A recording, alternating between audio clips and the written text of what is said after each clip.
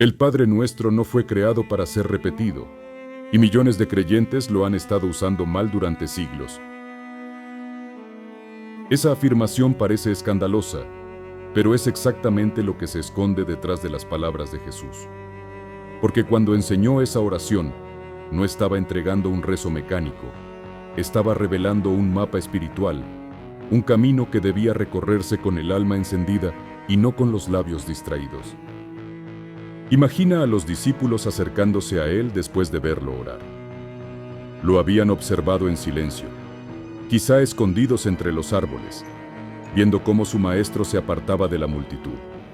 Levantaba los ojos al cielo, y al regresar de ese momento íntimo con el Padre, estaba transformado, con paz en su rostro, con poder en sus palabras, con fuego en su mirada. Y entonces, vencidos por la curiosidad y la necesidad, le suplicaron: Señor, enséñanos a orar. Jesús no les dio un ritual, ni un discurso largo, ni fórmulas complicadas como hacían los fariseos. Les entregó una oración tan breve que podía recitarse en menos de un minuto, pero tan profunda que contenía la esencia del reino. Y aquí está lo sorprendente. Nunca les dijo que la repitieran de memoria. Les dijo: vosotros orad así. En otras palabras, aquí está la estructura, la guía, el espíritu, pero no una fórmula vacía. El Padre Nuestro fue diseñado para ser un modelo de vida, no un rezo automático. Cada frase es una llave que abre una puerta en el alma.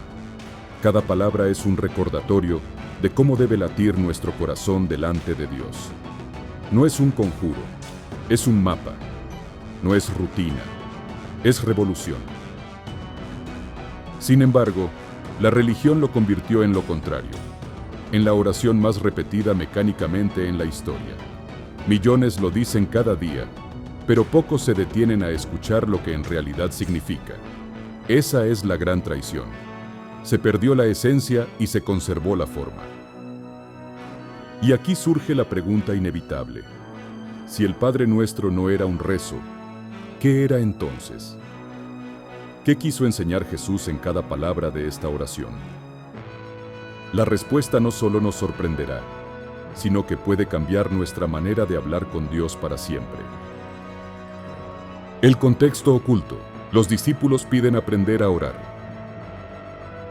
El Padre Nuestro no nació como un discurso improvisado, sino como respuesta a una petición cargada de misterio.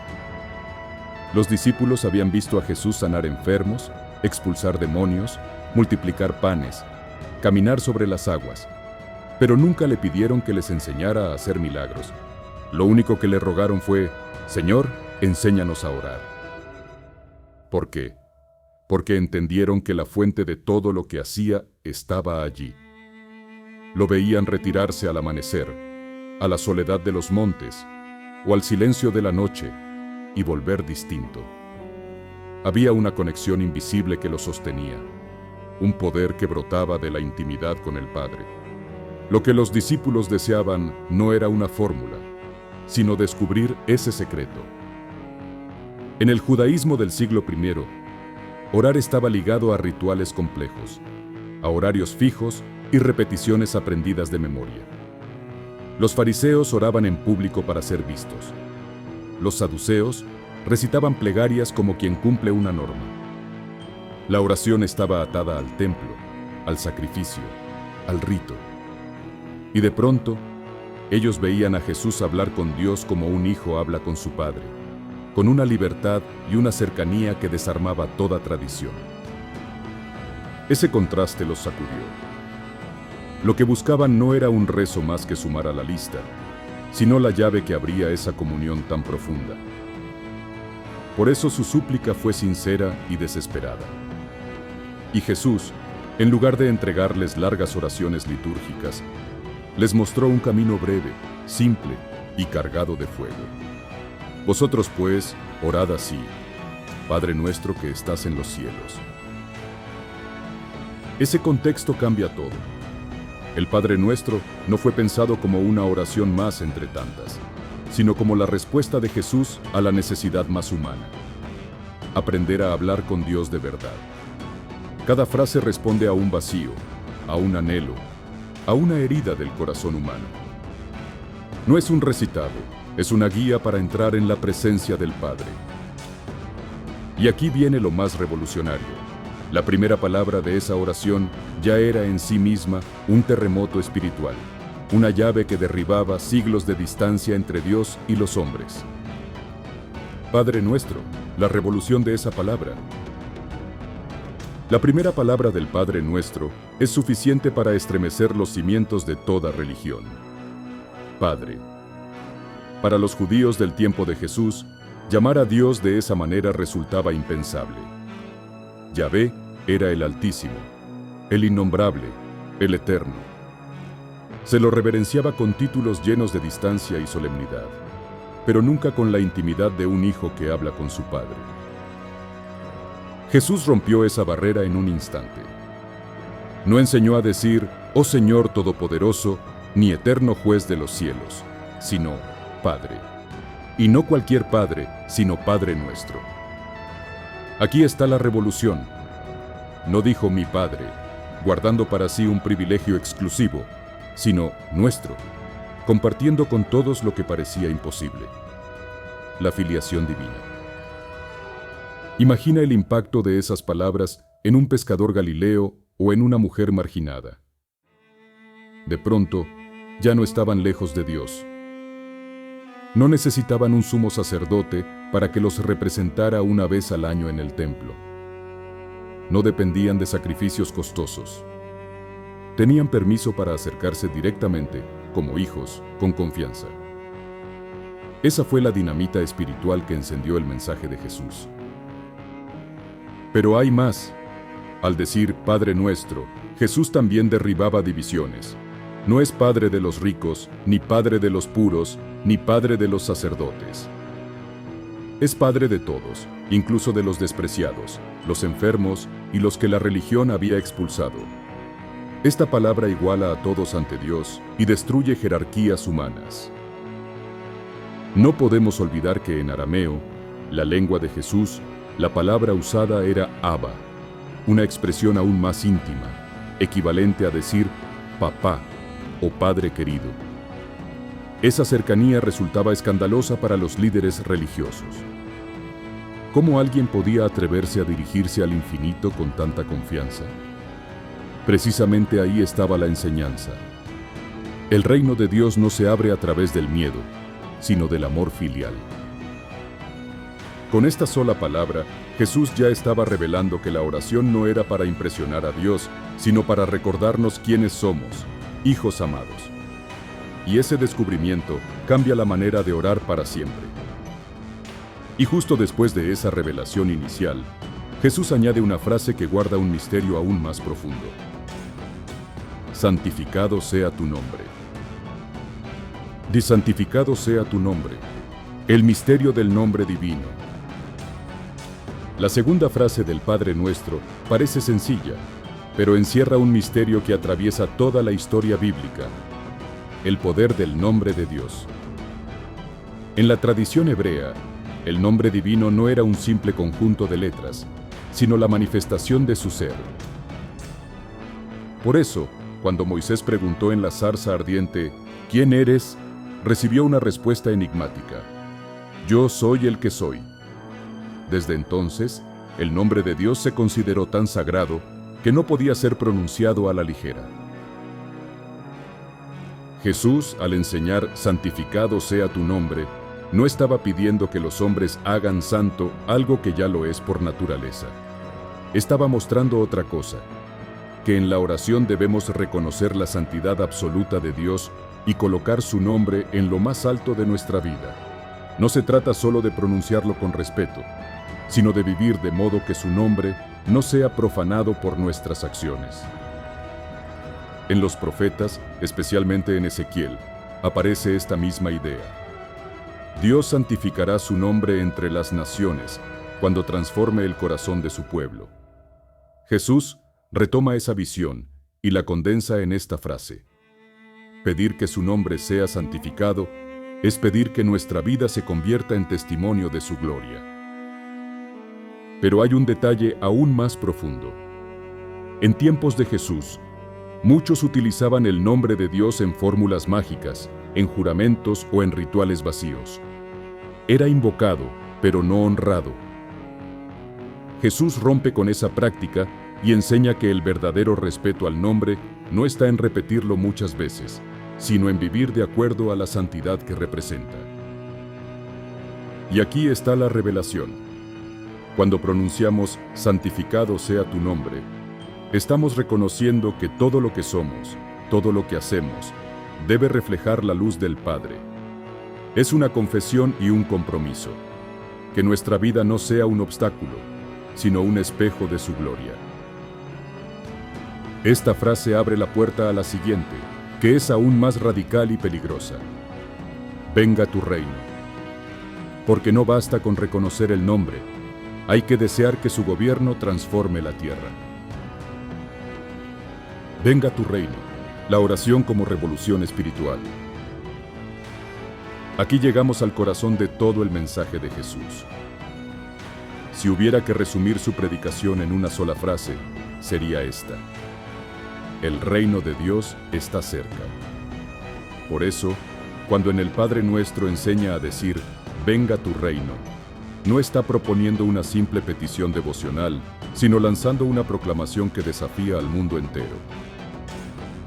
El reino de Dios no era un imperio político, ni un sistema religioso nuevo. No se trataba de fronteras, ejércitos, ni leyes humanas. El reino era, y es, el gobierno del Padre sobre los corazones, una realidad espiritual que transforma la vida desde dentro hacia afuera. Era una fuerza que derribaba orgullos, que rescataba a los pobres y olvidados, que devolvía dignidad a los marginados. Decir, venga tu reino, en tiempos de Jesús, era una declaración peligrosa. El pueblo vivía bajo la opresión de Roma, y muchos esperaban un Mesías que levantara una rebelión militar.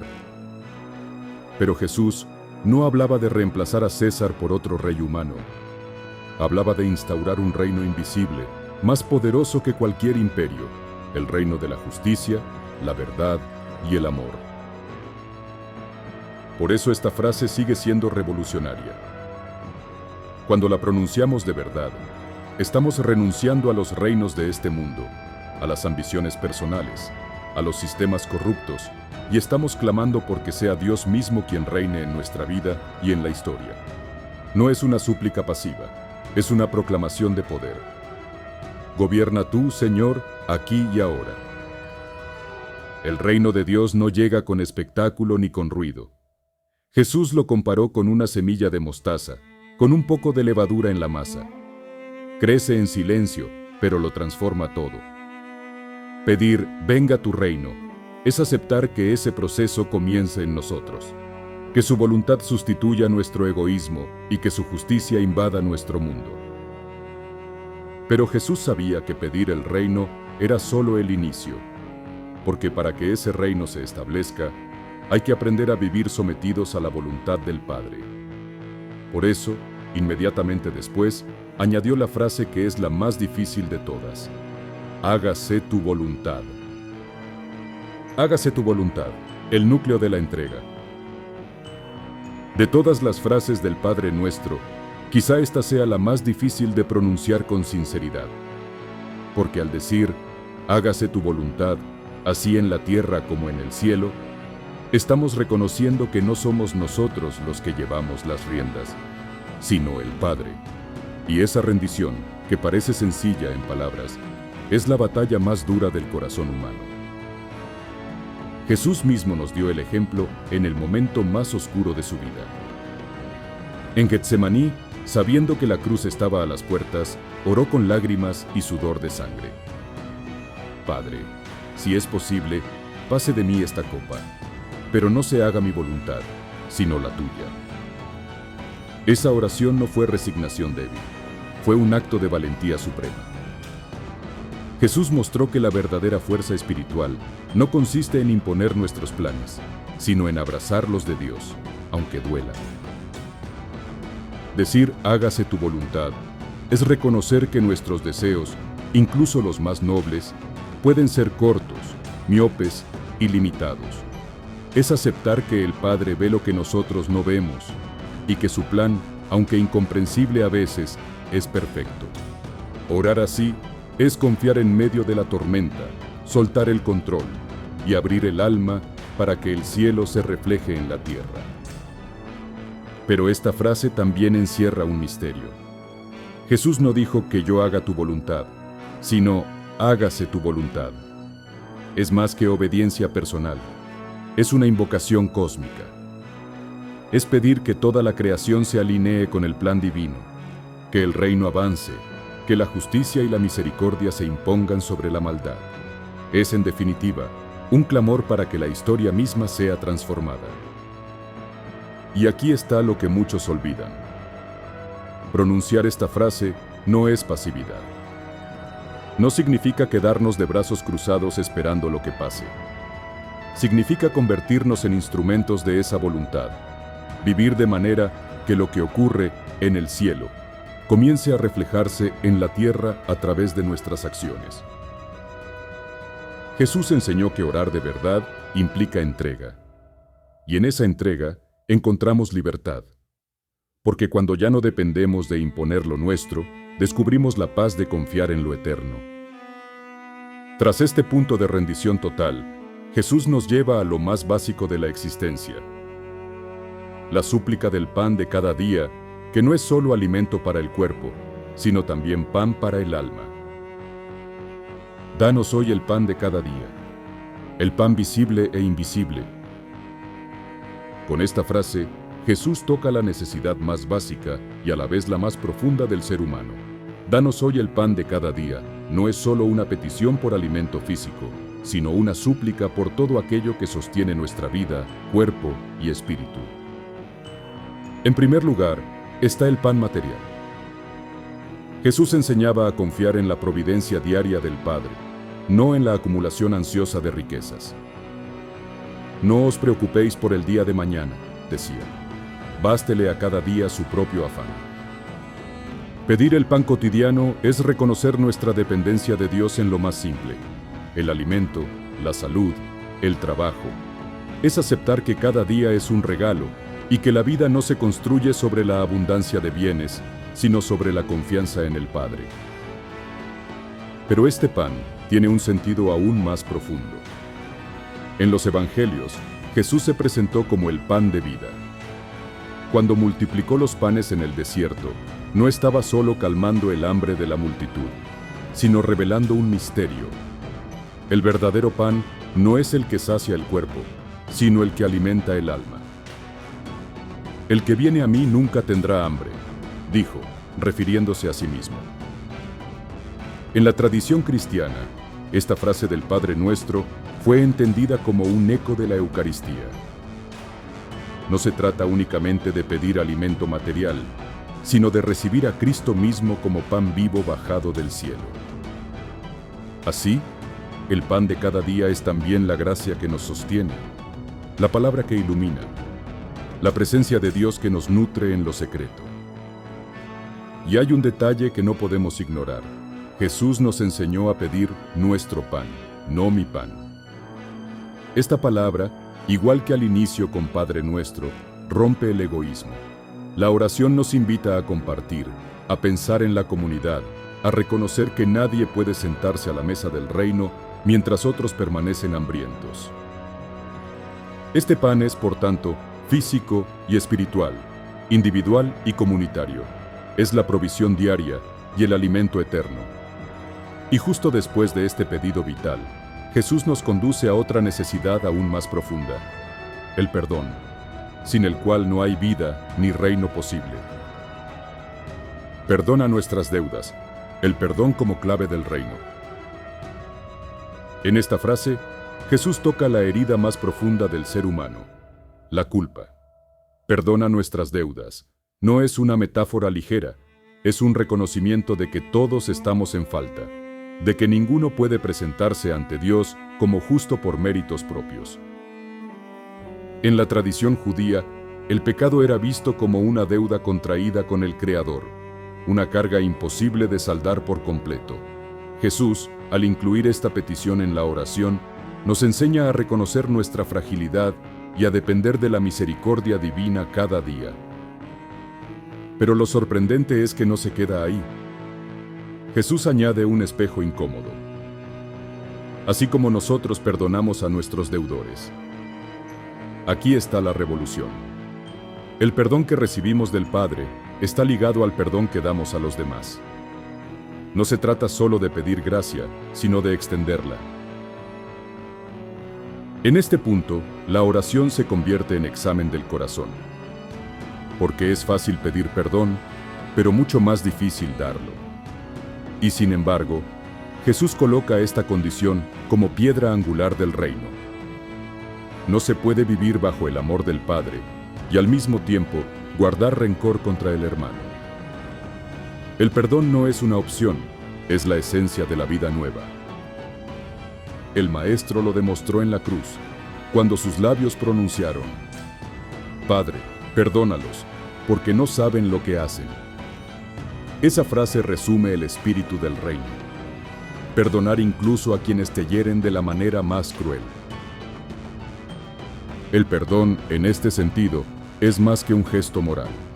Es un acto de liberación espiritual.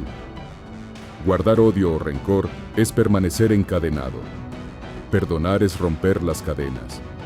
Por eso, Jesús lo convierte en el centro de la oración. Pedir perdón y dar perdón son las dos caras de la misma moneda que abre el acceso al reino.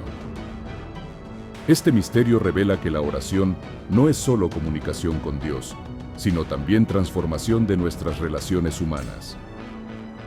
No podemos decir Padre nuestro y seguir viendo al prójimo como enemigo. El perdón es la llave que abre la puerta al amor verdadero. Y justo después de hablar del perdón, Jesús concluye la oración con un clamor que revela la dimensión más espiritual de todas: la lucha contra el mal. Líbranos del mal.